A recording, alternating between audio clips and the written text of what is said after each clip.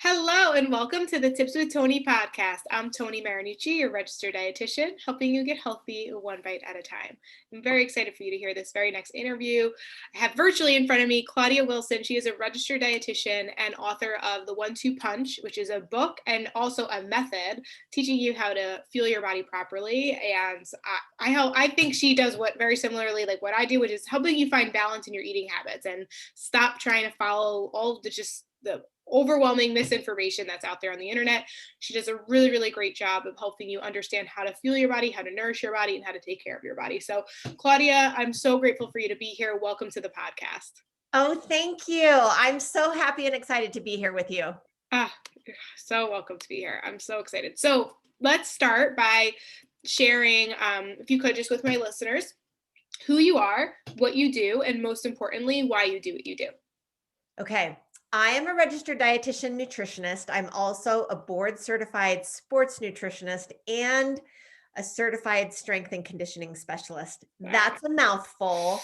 What I mainly do, a better descriptor of what I do is I'm a health coach. Yeah. I look at every aspect of your health that is affecting how you feel. So that's what I do. I created the book because I wanted to put out a reference. I wanted my own clients to have a reference. Everyone that works with me, I send them a book right away because it's a foundation of what we do.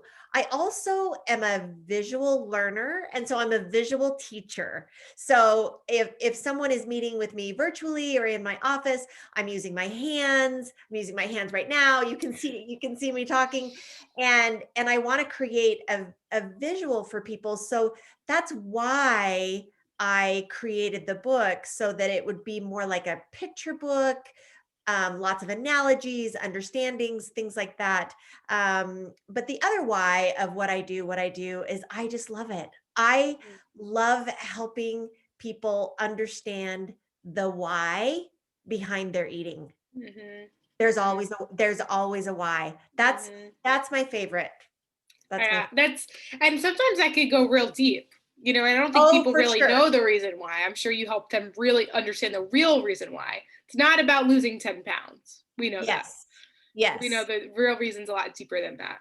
It is a lot deeper. And sometimes I will say, and I know that your listeners will identify with this, sometimes that's scary. Yeah. And people come to me as a nutritionist, and I like to warn them, if you will, that I'm more like a health coach.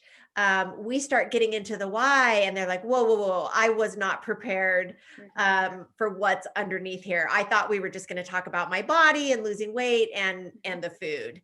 And it's much deeper than that. Yeah, definitely.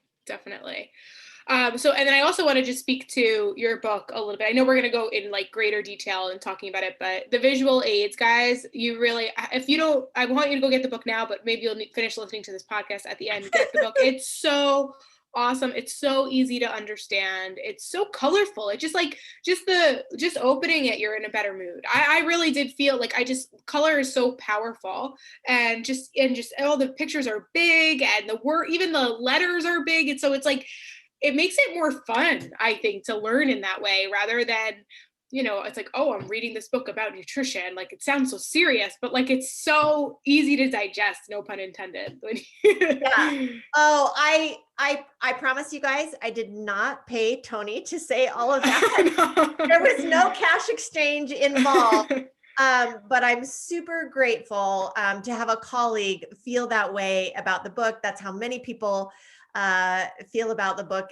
I wanted it to be really easy. I wanted it to feel like you are having a conversation with me, just like we're having right now. And I wanted the visuals and analogies, and I wanted it to be quick.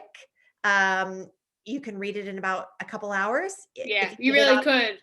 I was telling Claudia before, I haven't finished it yet, but that's just, I'm not the best reader. I do a lot of audiobooks, like a lot. But I think in this book in particular, you want to have a hard copy of it. But I did read the half that I read. I did it in one sitting, and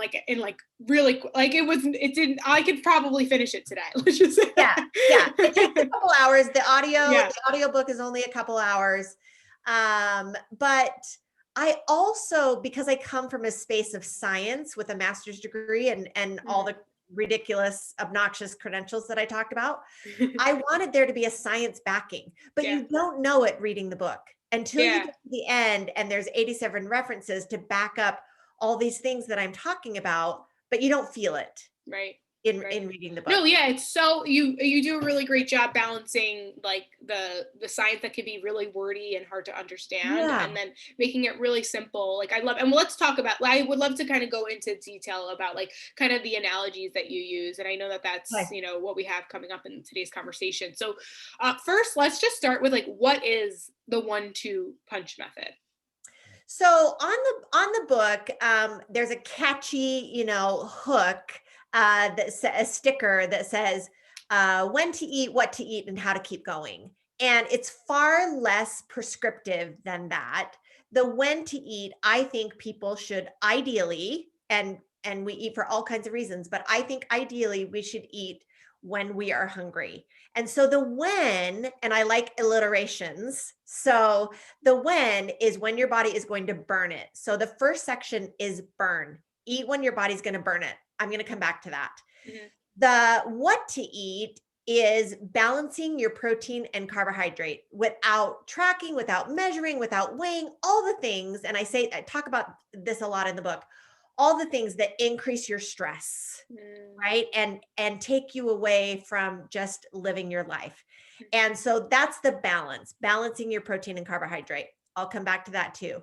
And then the become, that's the third part of the alliteration, is then you just practice. And you, by practicing and introducing this method and implementing this method, then you go on to be the best you've always wanted to be. Live your life without trying so hard. It's how to be healthy without trying so hard. So you mentioned the analogy. I liken our stomach to an incinerator. When the incinerator doors, and it has doors, when the incinerator doors are open, anything that you put into the incinerator is going to be burned and used. Okay. You don't need to tell me. I mean, I don't need to tell you what's healthy. I feel like that's already out there. Right. But when you're hungry, and you put stuff in the incinerator, the doors close very slowly. That is like our fullness. It happens very, very slowly. When the doors are closed, if you put food on a closed lid incinerator, the body kind of says, well, what do you want me to do with this? I can't use all this. I can only use, the incinerator can only burn so much at one time. Our stomach, our body can only burn so much at one time. So it kind of says, I guess I'll just store it for later. And that storage capacity is fat. So when you eat past fullness, which you can totally override the system, when you eat past fullness, or you're eating when you are not hungry, you have far more potential for fat storage. So that's the burn section. The balance section, like I said, I wanted it to be, I created it because I didn't want people to have to track and measure. But I also wanted them to understand, if you just eat a carbohydrate, that's going to go into, and there are graphs to show this, that's going to go into your bloodstream, spike your blood sugar. Your blood sugar is then going to drop. And then what you're going to want is more carb. And really, maybe theoretically, you've had enough calories to keep you full, but because it was all carbohydrate, you're getting what I call pseudo hungry after that. So it's providing a protein anchor so that the protein and the carbohydrate goes into your bloodstream more slowly, stays longer, exits more slowly. And the whole reason it's called 1-2 punch is I invite people to use the size of their fist for the amount of carbohydrate and the size of the volume of their fist for the amount of protein. So it goes with you anywhere. You just use the size of your fist. And for most people, there are some differences with exercising and activity level and your own metabolic history. But for most people, that fist, your fist, works for your body. Right. It's proportionate to your body. Yes, Because you think about a kid who has like the tiniest hand, it's because they don't need as much exactly, as Michael Jordan, who's gigantic, you know, like his hands are exactly. huge, you know? So it tends to be proportionate. Absolutely. And yeah, and I think that if you have that foundation where you're eating when you're hungry and stopping when you're full, like you can use your hand, just like you could even, if you were going to use a measuring cup or a scale or something like that, like you still want to listen to your body. So it just gives you kind of guidance and structure, but you can really be that person who's in charge of when to keep eating and when to stop. Yes. Yes. I walk people through the process of how to do it, how to trust your body with some parameters. And then Yeah. and then the become section is really it dives into emotions and all the other reasons why we want to eat when we're not hungry. Mm. It dives into that why. It dives into the why you're craving, it dives into appetite, all those things that helps you, like I said before, become the you've always wanted to be. So, I love that. So let's get into that in a second. Before we okay. get to that, let's go back a bit because um what your where the job and the goal, which I love, is to get people to be able to trust their bodies and to trust Yes. their hunger cues. But what if Yes. you've been ignoring them for so long? How can you, maybe you're not hungry for breakfast and lunch because you're just not used to eating it. So now you're saying, but don't eat when you're not hungry, right? That incinerator door Yeah. appears closed. So I guess that does kind of fall in line of like the third part as well. But I'd love you to just speak to that a bit. Yeah. I love that you asked this question because if you have been following a regimented diet, a plan, if you have been eating at certain times or not eating, your signals, your hormones of fullness and hunger and fullness, ghrelin and leptin, I talk about that in the book too, are off. They're out of whack. We can get them back, but they're out of whack. So if someone comes to me and they're not used to eating on a schedule and going for long periods of time without eating, and this sounds really scary and can be controversial, but I make sure that they are hydrated. I talk about that in the book too. And then I want them to wait until they actually feel hungry. And eventually their body does. It's Mm. very scary to recalibrate.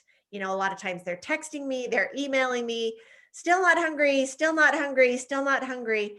I'm confident that over time, their body will kick in. They're just not used to it. And then as they start to eat when they're hungry, it will happen more often. And then they get into a rhythm. Mm-hmm. On the flip side, if they have been following a plan of eating every 2 hours, eating every 3 hours, and I talk about this in the book, I ask them to check in at those times and just see, let's not rip the plan away because that's very scary, but I ask you to check in at those times, take a deep breath. Are you hungry? Are your incinerator doors open? If not, see if you can push that plan just a little bit. Right. And I think that, like, as I would even asked that, and as you were explaining it, I started to recognize, most people aren't even paying attention to their hunger. So they might, once they actually start to pay attention to it and they actually start to ask that, then they actually will start to recognize it rather than just not being used to eating at certain times and not, I'm putting that in air quotes, like not being hungry. Yes, Maybe they just haven't been paying attention to it. exactly. We talk about that too. If I think that they are their jobs or their lives or something are very intense to the Mm-hmm. point, or they have intense anxiety, which can mask hunger. Mm-hmm. Sometimes we are setting alarms. I'm having them set alarms on their phone, like, okay, I want you to check in at 9. Take a deep breath, see where you are. Mm-hmm. I want you to check in at 11 to see if, exactly like you said, maybe they're just not paying attention and their body really is signaling, but because of what's going on, Mm-hmm. they didn't hear it. They didn't Mm-hmm. feel Mm-hmm. it. Exactly. Exactly. Okay, so that kind of brings up that second component or that third component, which is like the emotions. So reasons why we eat other than hunger. Can you explain a little bit about that and how someone would navigate that? Yeah, there are so many reasons. One of the things that I like to talk about is if your listeners could remember maybe the last time you cried. And crying is, tears coming out of our eyes. But when the emotion grabs you, it grabs you in your core. Suddenly your feelings are hurt, or something sad happens, or you get news that is upsetting. I think if you think about it, everyone can remember a time that happens, and it just grabs you literally in your gut. Mm-hmm. And if you are on your way to crying, the feeling travels up into your throat. If you're trying not to cry, your throat hurts so bad. But when you finally, if you let it go, then the throat stops and you start crying. So I want you to think of that's what's happening. Your emotions are happening in your core, in your gut.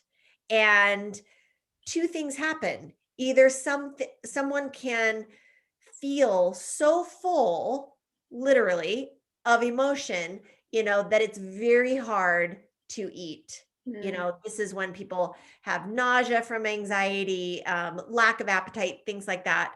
And so they don't really feel like eating because they're so full of emotion.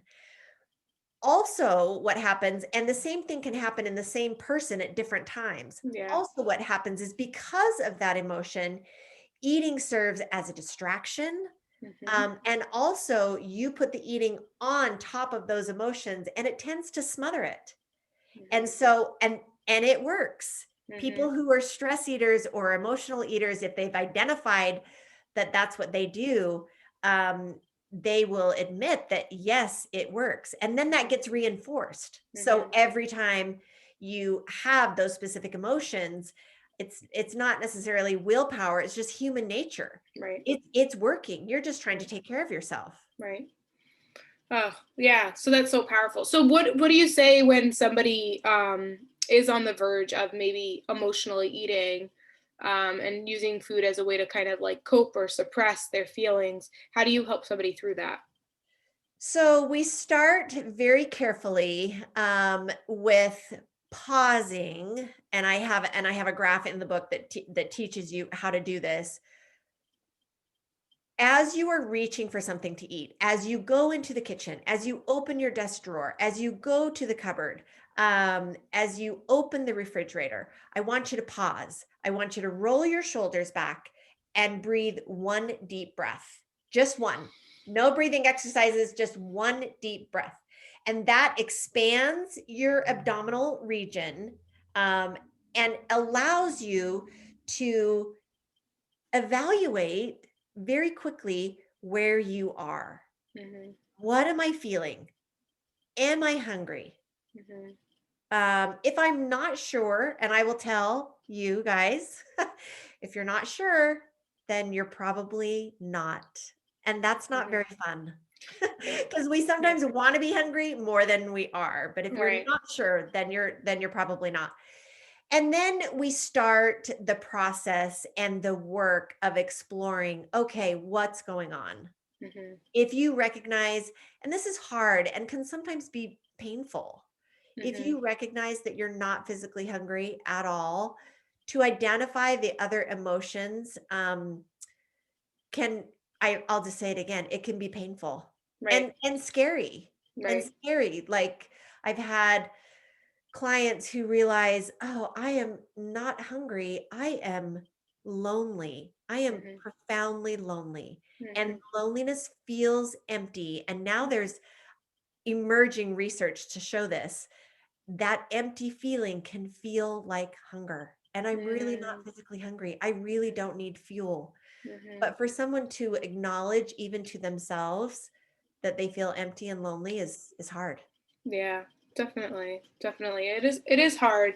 Do you have any maybe like, I mean, testimonials or something to maybe share about, even though it was hard for maybe a client of yours, kind of how it felt for them on the other side when they were finally able to like sit with their feelings and not use food as a way to cope? Yeah.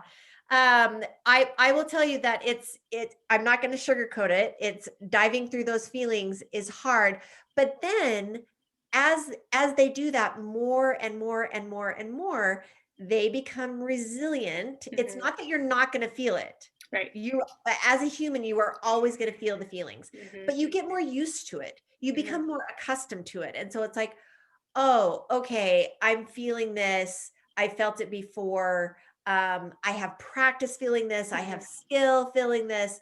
I feel more trained, Mm-hmm. like an athlete trains to run. I feel more trained experiencing this. And then they don't have to use the food. And that I, it's hard for me to describe how clients feel. You know what I'm talking Yeah. about. Yeah. How clients feel when they text me and say, I just ate for hunger. Mm-hmm. And or they have an entire day of only eating for hunger, or they Mm-hmm. have a very stressful thing that happens. They get in a fight with a partner, or receive some sad news, and they're able to feel it and not eat over it. Mm-hmm. That's just an amazing feeling. I also Definitely. I also tell clients, if you're nervous about doing this, because sometimes it's, well, I don't know if I can eat for hunger for the rest of my life. That seems very daunting. I try to get them to just do it for 24 hours. For Yeah.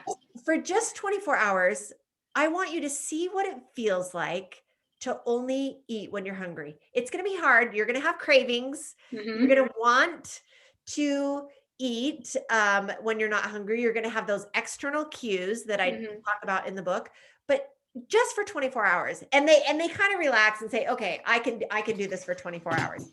But in those 24 hours, they feel amazing. Mm. They feel lighter, more energetic just from only feeding their body when their body was hungry. Mm-hmm. Mm-hmm.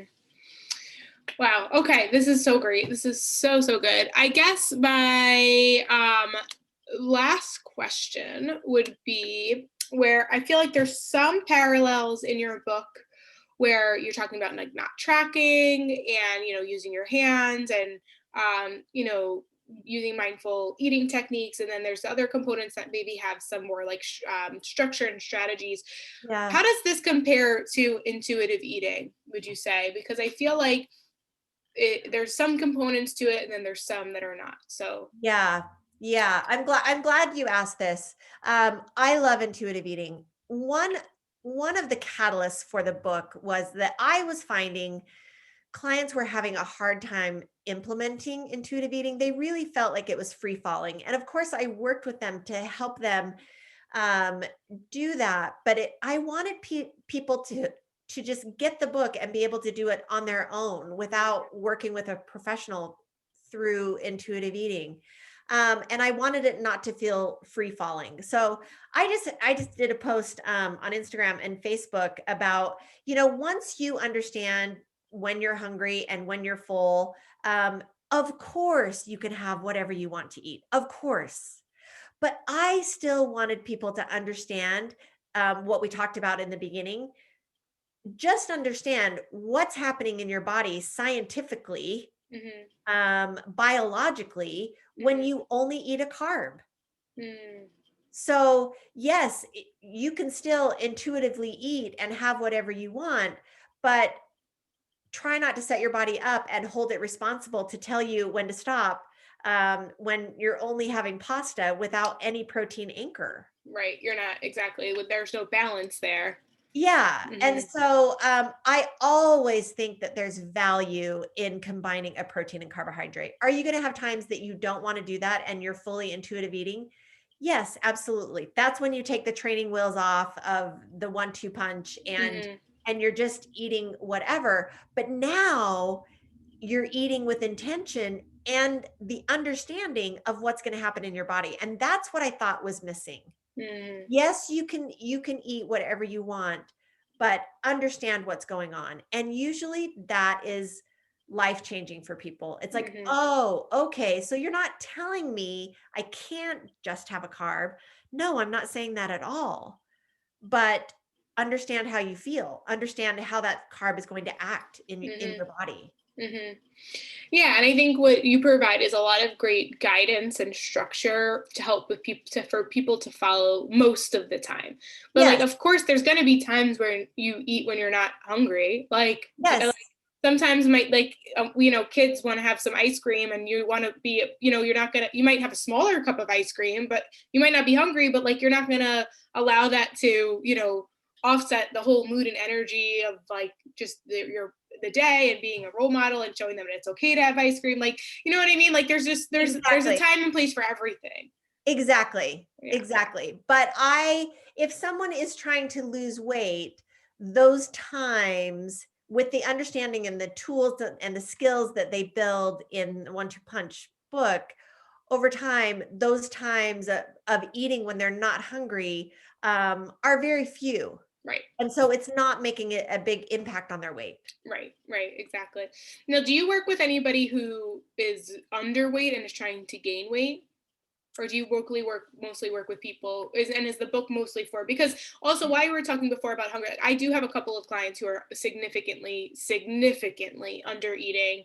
And that's where I would, it's a hard time for me to just tell them to trust to wait till they're hungry, because they've done that for so Yes. long. I just like don't, to be honest, like I just think that they'd be under eating their whole lives. Certain people, I would say. Yeah. So yeah. And I have treated eating disorders and specialized in eating disorders, which includes, under eating, disordered eating, for 25 years now. So I don't know that just giving them the 1-2 punch is appropriate. Right.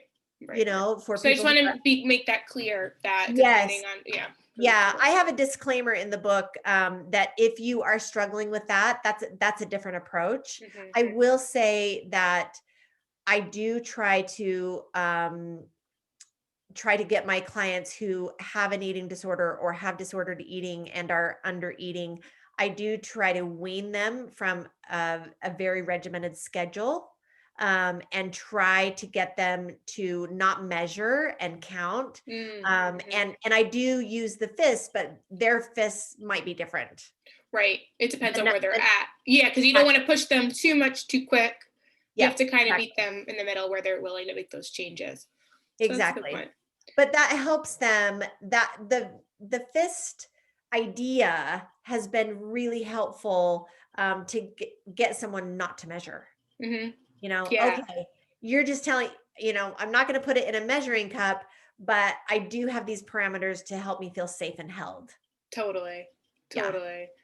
Yeah, I love it. It's such a beautiful like middle approach that I think, unfortunately, we're in a world where everyone feels like they have to pick a side, like they have to be one way or they have to be the other. It's like, no, you can take components of all different aspects and create it yourself and make it work for you. So I think you do an excellent job with that.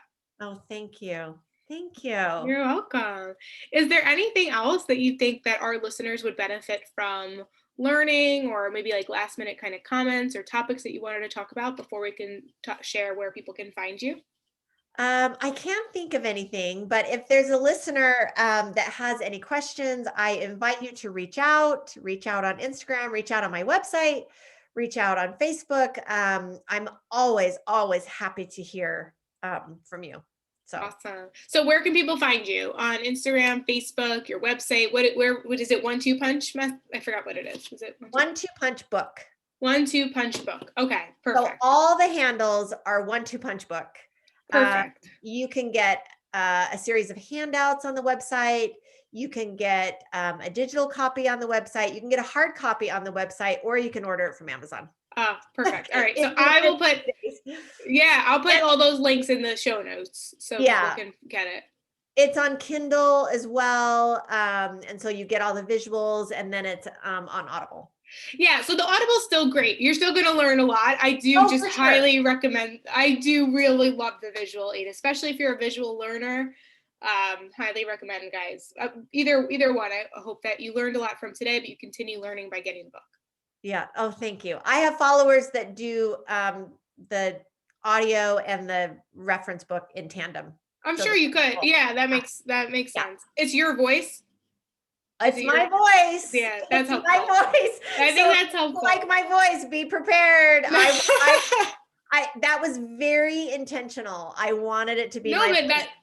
yeah, because you know what you're trying to get across, Yes. right? Like, so Yes. if someone Yep. else reads it, they might not understand the science so much. They might not understand like what you really want to drive home. So if it's Yeah. coming from you, the author, I think it'll be even more impactful. So Yeah. I wanted it to have my inflection, my excitement, for better or worse, it's my voice. I love it. I love it. Awesome. Well, thank you so much for being here, Claudia. This was awesome. If you guys like the episode, definitely take a screenshot of this episode, share it on your story, tag me at tips with Toni. That's Toni with an I, and the 1-2 Punch book. Let us know what you thought, what your big takeaways were. If you have not already subscribed to the Tips with Toni podcast, definitely hit that subscribe button so you get notified when a new episode comes out every Monday, Wednesday, and Friday. As always, this is Toni Marinucci, your registered dietitian, helping you get healthy one bite at a time.